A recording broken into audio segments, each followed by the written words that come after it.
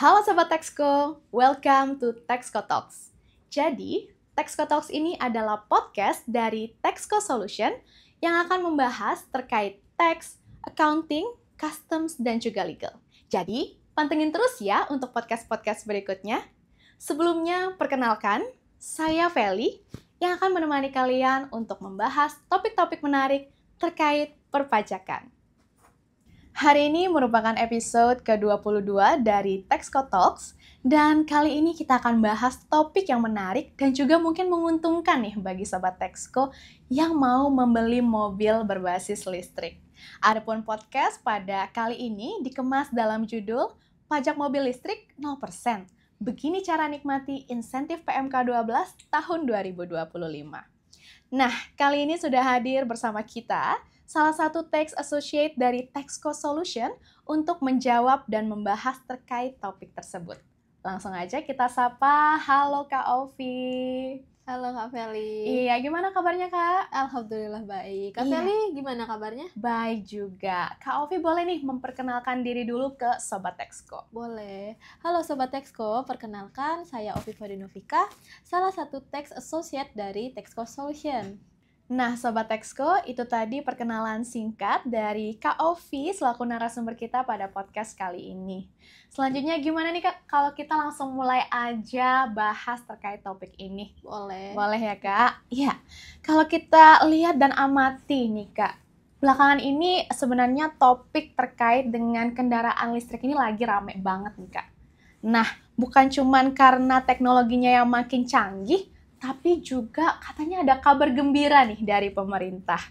Nah, pemerintah lewat PMK 12 tahun 2025 itu memberikan insentif pajak atas pembelian kendaraan listrik dan kendaraan rendah emisi. Ya Kak, nah kebijakan ini tentunya pasti memberikan dampak yang signifikan ya Kak ya, baik dari sisi pelaku usaha industri otomotif maupun dari masyarakat sebagai pembeli. Nah, tapi kalau kita bahas tentang kebijakan PMK, itu pasti ada syaratnya, ada ketentuannya, dan ada risiko mungkin yang dapat terjadi dari kebijakan tersebut.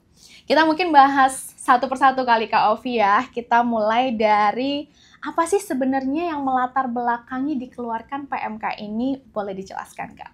Baik Kak Feli, jadi sebenarnya insentif pemerintah untuk mobil listrik ini sudah ada sejak tahun 2021. Namun, kemudian diperbarui di tiap tahunnya, dan yang terakhir di tahun 2025 dengan dikeluarkan PMK 12 tahun 2025. Kemudian sebagai catatan Kak, pemberian insentif ini hanya berlaku pada masa pajak Januari sampai dengan Desember tahun 2025. Nah, kenapa peraturan ini dikeluarkan? Jadi ini bukan sekedar untuk pemotongan pajak saja, namun ada strategi besar negara di dalamnya. Strategi apa tuh Kak? Nah, apa aja? Jadi yang pertama itu transisi energi. Jadi pemerintah itu punya target besar untuk menurunkan emisi karbon dan mencapai net zero emission di tahun 2060. Nah, karena kita tahu bahwa sektor terbesar penyumbang emisi karbon ini adalah sektor transportasi. Nah, kemudian jadi kendaraan listrik atau KBLBB ini jadi salah satu solusi strategis karena dengan beralihnya kendaraan konvensional ke listrik, otomatis akan menekankan penggunaan BBM dan otomatis polusi udara pun akan berkurang. Nah, itu yang pertama. Kemudian kedua, pemerintah ini ingin mendorong penggunaan kendaraan listrik secara masif ke masyarakat. Karena kita tahu kan, kalau misalnya harga mobil listrik itu sekarang masih relatif tinggi dibandingkan mobil biasa. Nah, disinilah insentif pajak lewat PMK 12 tahun 2025 berperan. Dengan PPN yang ditanggung pemerintah, harga mobil listrik yang awalnya mahal ini bisa dijangkau oleh masyarakat. Nah, yang terakhir, jadi selain membantu konsumen, aturan ini tuh sebenarnya juga punya dampak ke industri. Jadi pemerintah ingin menarik investor dan mengembangkan komoditas ataupun ekosistem kendaraan listrik di Indonesia. Jadi jadi investor itu bukan hanya menjualkan produk jadinya di Indonesia, tapi juga melakukan proses produksi dan perakitan di Indonesia juga nantinya Kak. Oke. Menarik ya Kak ya. Jadi ini bukan hanya sekedar dalam tanda kutip diskon pajak gitu Kak ya, tapi memang ada strategi jangka panjangnya. Betul gitu banget. ya Kak. Tadi disebutkan tentang insentif. Jadi apa sebenarnya jenis insentif yang diberikan Kak? Nah, jadi insentif yang diberikan melalui PMK ini itu ada 2 jenis insentif, Kak. Oke. Nah, yang pertama itu adalah PPN atau pajak pertambahan nilai yang ditanggung pemerintah. Yang mana ini diberikan atas penyerahan kendaraan berbasis listrik berbasis roda 4 dan atau KLBB berbasis bus tertentu. Oke. Nah, kemudian yang kedua adalah insentif berupa PPNBM yang ditanggung oleh pemerintah yang diberikan atas penyerahan barang kena pajak yang tergolong mewah berupa low carbon emission vehicle atau kendaraan rendah emisi karbon tertentu. Oke, tapi kalau kita dengar dari penjelasan Kak Ovi, berarti tidak semua kendaraan itu bisa menggunakan insentif tersebut Kak? Atau gimana ya? Betul Kak, Iya. jadi nggak semua kendaraan listrik itu bisa menggunakan insentif tersebut. Oke. Jadi pemerintah itu memberikan syarat tertentu supaya apa? Agar tepat sasaran. Oke, kalau ada syaratnya, apa nih syaratnya Kak? Boleh dijelasin Kak?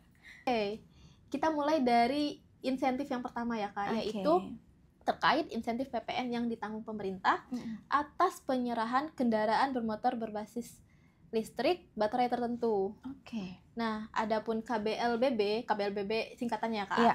Jadi itu harus memenuhi kriteria nilai TKDN atau tingkat komponen dalam negeri.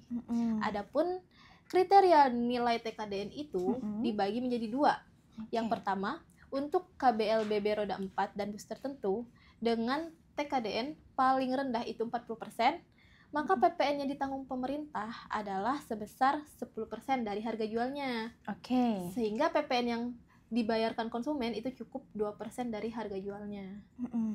Nah, kemudian untuk KBLBB bus tertentu dengan nilai TKDN paling rendah 20% dan kurang dari 40%, maka PPN yang ditanggung pemerintah adalah sebesar 5% dari harga jualnya. Sehingga PPN yang nantinya perlu dibayarkan oleh konsumen cukup 7%-nya saja. Oke, baik Kak Ovi. Kak Ovi, boleh nggak sih diberikan contoh nih Kak ke Sobat Texco biar kita nambah paham nih Kak? Oke, boleh dong Kak. Jadi contohnya gini nih. Misalnya Kak Feli beli mobil listrik di showroom dengan harga 300 juta. Nah, kemudian TKDN dari produk tersebut, dari mobil listrik tersebut itu sebesar 40%. Dan jangan lupa Kak Feli membelinya di bulan Oktober 2025 ini. Habis ini saya ke showroom. Siap. Nah, di situ Kak Feli sudah bisa menggunakan insentif PPN ditanggung pemerintah sebesar 10%. Oke. Nah, lalu apa kewajiban si showroom? Si showroom ini wajib menerbitkan faktur pajak sebanyak 2 jenis, yaitu yang pertama dengan kode 01 dan yang kedua dengan kode 07. Oke. Untuk kode 01 ini faktur pajak yang nantinya akan ditagihkan PPN-nya ke Kak Feli sebesar 2/12 bagian dari 2/12 dari harga jual.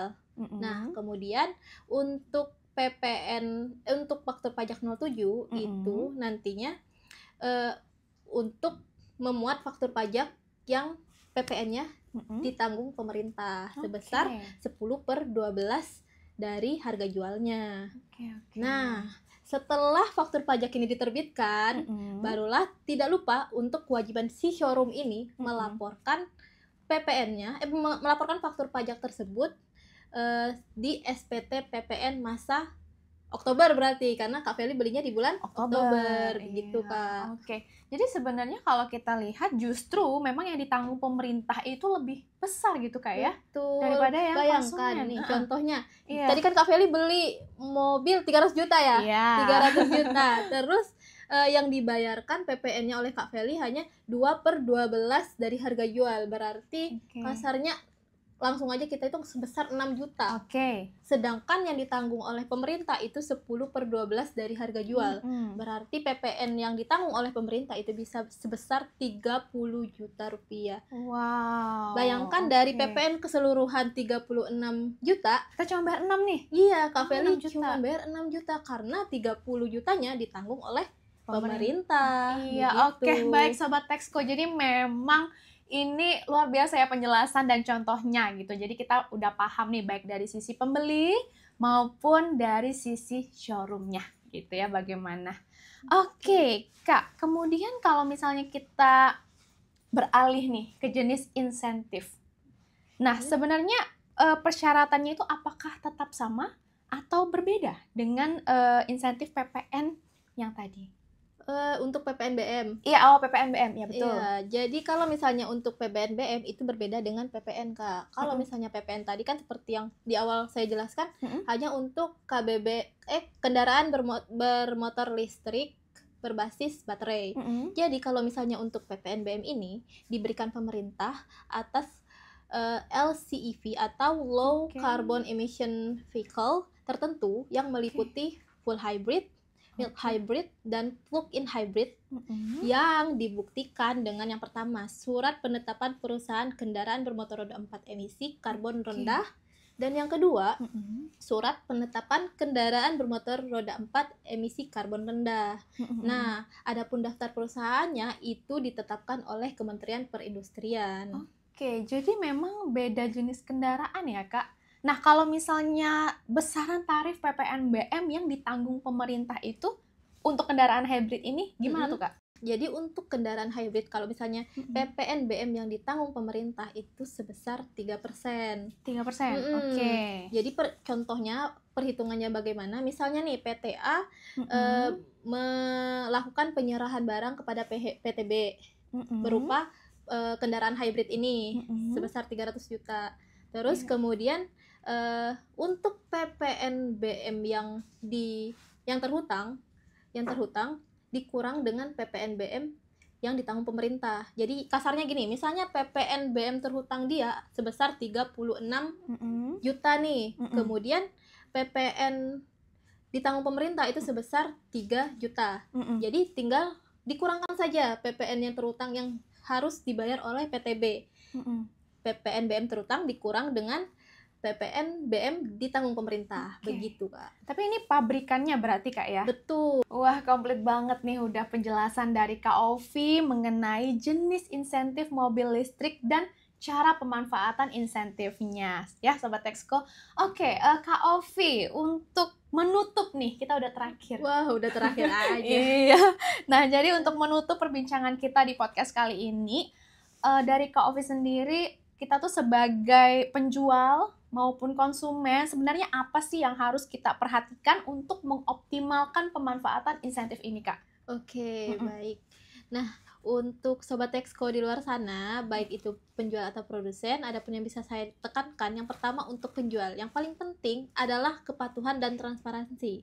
Jadi pastikan kendaraan yang dijual itu benar-benar memenuhi syarat dari TKDN-nya, kemudian dokumennya lengkap, proses administrasi pajaknya pun rapi. Kalau semuanya tertib, jadi insentifnya ini bisa dimanfaatkan dengan lancar tanpa adanya hambatan.